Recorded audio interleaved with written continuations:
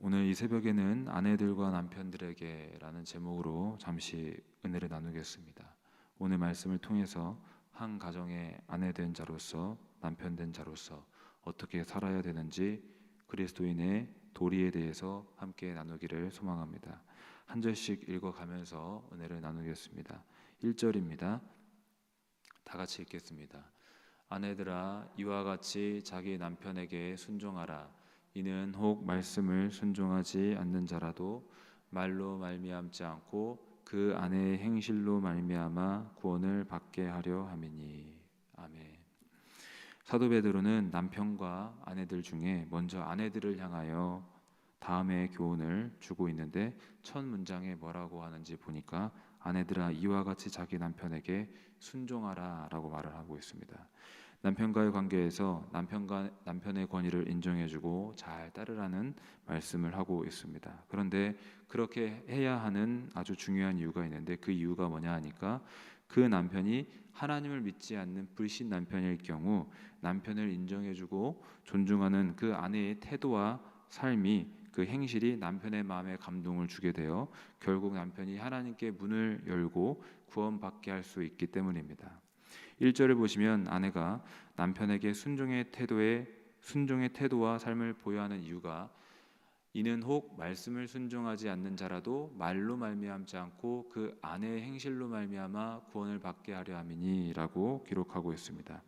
여기서 말씀을 순종하지 않는 자는 불신 남편을 가리킵니다. 즉, 불신 남편이 아내의 말이 아닌 그 아내의 착한 행실로 감동을 받고 하나님께 마음의 문을 열어 구원받게 할 수 있다는 뜻입니다. 사실 베드로가 이 서신을 작성할 당시 초대 교회는 오늘날과 비슷하게 남자보다는 여자 성도님들이 더 많았다고 합니다. 그래서 가정에는 그리스도인 아내와 이교도를 따르는 우상 숭배를 하는 남편들로 나눠져 있어서 이것이 가정 안에서 큰 분란과 갈등을 일으켰습니다. 그런데 더더군다나 그때는 남자가 더 존귀하게 여김받고 우대받는 사회 분위기였고, 남자를 따라서 여자들이 신앙을 버리는 그런 시대의 상황이었기 때문에 당시 여자 성도들은 자기 불신 남편을 바라보면서 대체 어떻게 하면 남편을 하나님께로 인도할 수 있을까? 내가 이 기도에 따라가는 게 아니라 남편이 어떻게 하면 그리스도를 주라 고백할 수 있을까라는 고민 속에 살 수밖에 없었던 것입니다. 그와 같은 시대 상황 속에 오늘 사도 베드로는 아내들이 남편을 인정하고 잘 따를 것을 권면하고 있습니다. 물론 그리스도교 신앙까지 포기하란 말이 아니라, 믿는 성도로서 아내가 남편을 잘 대접하고 순종하는 모습을 보일 때에 남편이 마음의 문을 열어 구원 얻게 할 가능성이 있다는 것입니다. 여러분, 예나 오늘이나 말보다는 진실한 행동이 더 사람 마음에 크게 와닿는 것 같습니다. 그래서 불신 남편을 상대할 때에도 말이 통하지 않는다고 대적하고 싸우는 것이 아니라 존중하고 사랑하는 모습을 보일 때 불신 남편도 하나님께로 마음의 문을 열게 되는 가능성이 더 많은 줄로 믿습니다. 그래서 이어지는 2절의 말씀을 보시면 사도 베드로가 뭐라고 합니까? 2절의 말씀 다 같이 읽어보겠습니다. 너희의 두려워하며 정결한 행실을 봄이라. 아멘. 무슨 말이냐 하면, 아내들이 하나님을 두려워하는 마음으로 자기의 삶을 정결하게 단장할 때, 깨끗한 삶을 살아갈 때 남편들이 그것을 보고 깨닫는다는 것입니다. 여러분, 우리 성도들은 하나님을 경외하고 두려워하는 가운데 이 땅에서 정결하고 거룩하게 살 때, 세상은 우리가 세상과 구별된 삶을 사는 것을 보고 감명을 받고 하나님께 나오게 될 줄로 믿습니다. 그러면서 이어지는 3, 4절에서 한 아내로서 어떻게 살아야 될지 또 다른 말씀이 나오고 있는데, 먼저 3절의 말씀을 다 같이 읽어보겠습니다. 너희의 단장은 머리를 꾸미고 금을 차고 아름다운 옷을 입는 외모로 하지 말고. 아멘. 무슨 말인가? 여자들은 머리를 꾸미고 금으로 아름다운 액세서리를 차고 아름다운 옷을 입는 외모 단장에만 신경 쓰지 말라는 말씀입니다. 물론 이 말씀은 자기를 아름답게 꾸미는 일을 전혀 하지 말고 외모 단장하는 것은 전혀 가치 없고 무가치하다는 것을 말하는 게 아닙니다. 베드로 사도는 겉으로 보여지는 외모 단장보다 더 중요하고 가치 있는 것이 있기 때문에 외모 단장에만 신경을 쓰지 말라고 여자들에게, 아내들에게 말하고 있습니다. 그렇다면 무엇이 가치 있는 것일까? 4절의 말씀을 읽어보면 그 말씀이 나옵니다. 함께 읽어보겠습니다. 오직 마음에 숨은 사람을 온유하고 안정한 심령에 썩지 아니할 것으로 하라. 이는 하나님 앞에 값진 것이니라. 아멘. 여기 보시면 하나님 앞에 값진 것이 있다고 합니다. 바로 내면을 아름답게 단장하고 가꾸는 것이 더 값지고 귀한 것이라고 말하고 있습니다. 4절의 표현에 마음에 숨은 사람이라고 되어 있는데 이것은 우리의 속마음, 내면을 가리키는 말로서 즉 내면을 온유하고 안정한 심령으로 잘 꾸미라 말인데, 이 말씀을 좀 더 쉬운 현대인의 성경 번역을 보면 온유하고 정숙한 마음으로 속사람을 단장하도록 하십시오라고 합니다. 즉 우리 마음이 아름답게 단장되어야 함을 말하고 있습니다. 그리고 이것이 하나님 앞에 값진 것이다 합니다. 여러분, 사람이 보는 것과 하나님이 보는 것은 다른 줄로 믿습니다. 또 사람이 값지게 여기는 것과 하나님이 값지게 여기는 것이 다른 줄로 믿습니다. 그렇다면 하나님이 귀하게 값지게 여기시는 것이 무엇입니까? 온유하고 겸손한 마음, 정결한 마음인 줄로 믿습니다. 따라서 날마다 마음을 살피시고 온유한 마음과 겸손한 마음인지 정결한 마음인지 자신의 마음을 점검하고 살피시는 저와 영일의 모든 성도님들 되시기를 바라겠습니다. 그리고 이와 같은 정결한 마음을 품는 아내들이 사람들에게 존경을 받고 또 남편에게도 존경을 받을 줄로 믿습니다. 그리고 이어지는 말씀들을 보면 아내들이 따라야 할 모범적인 사람들을 예로 들면서 하나님 앞에 깨끗한 행실로 또 남편을 존중하는 모습으로 살아야 된다는 말을 하고 있습니다. 5절의 말씀을 보시면 다 같이 한번 읽어보겠습니다. 전에 하나님께 소망을 두었던 거룩한 부녀들도 이와 같이 자기 남편에게 순종함으로 자기를 단장하였나니. 아멘. 이 말씀을 보시면 하나님께 소망을 두고 하나님을 신실하게 따랐던 거룩한 여자들이 있는데 그 여자들도 역시 자기 남편에게 순종하며 남편을 잘 대우했다라는 것입니다. 그러면서 대표적으로 어떤 여인을 예로 듭니까? 바로 아브라함의 아내였던 사라를 예로 듭니다. 그 말씀이 6절에 있는데 6절을 한번 다 같이 읽겠습니다. 사라가 아브라함을 주라 칭하여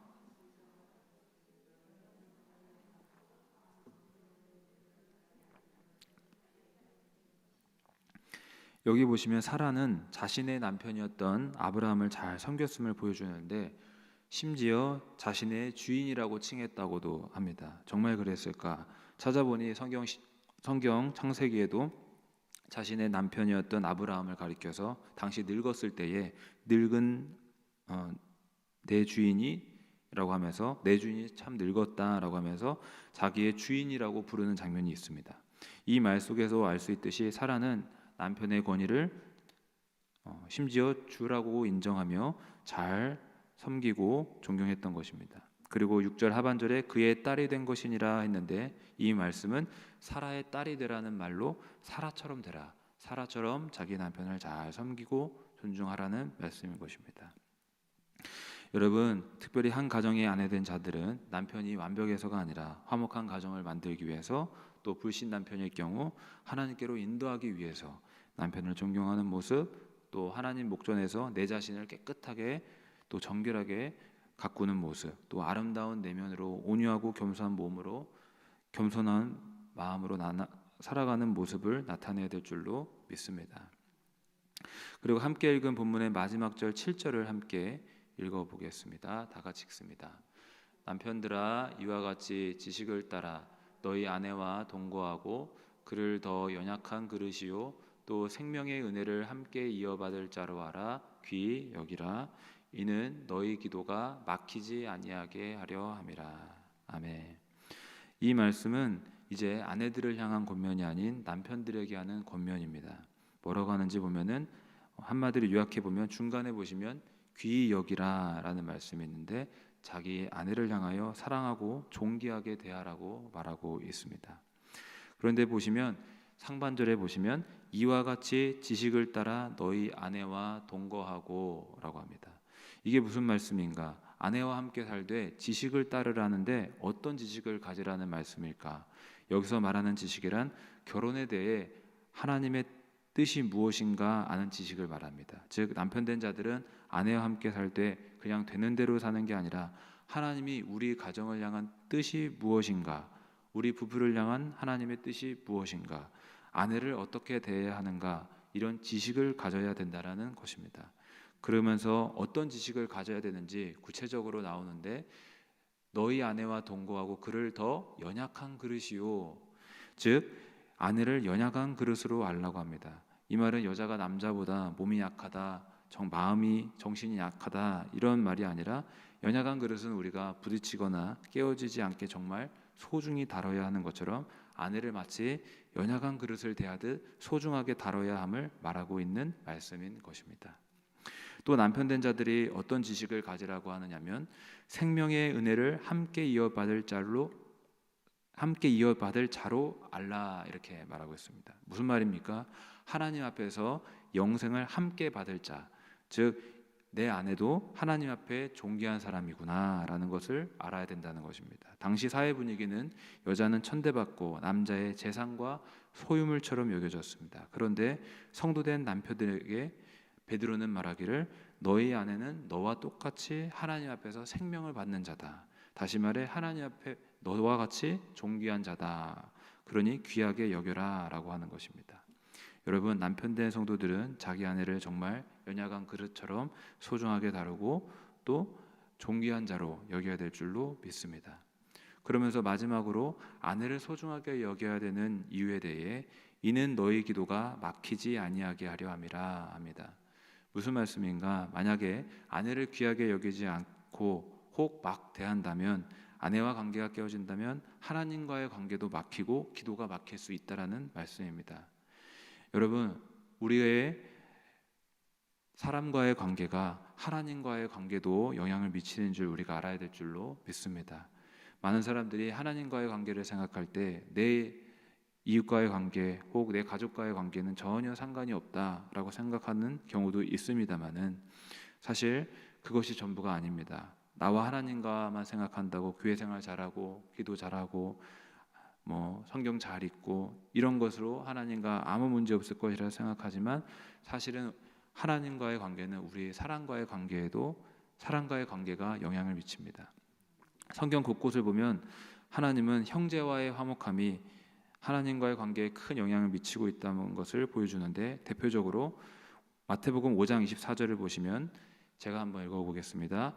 예물을 제단 앞에 두고 먼저 가서 형제와 화목하고 그 후에 와서 예물을 드리라, 이렇게 기록되어 있습니다. 즉 하나님 앞에 예물을 드리기에 앞서서 다툰 형제와 화목하고 먼저 화해하라고 말을 하고 있습니다.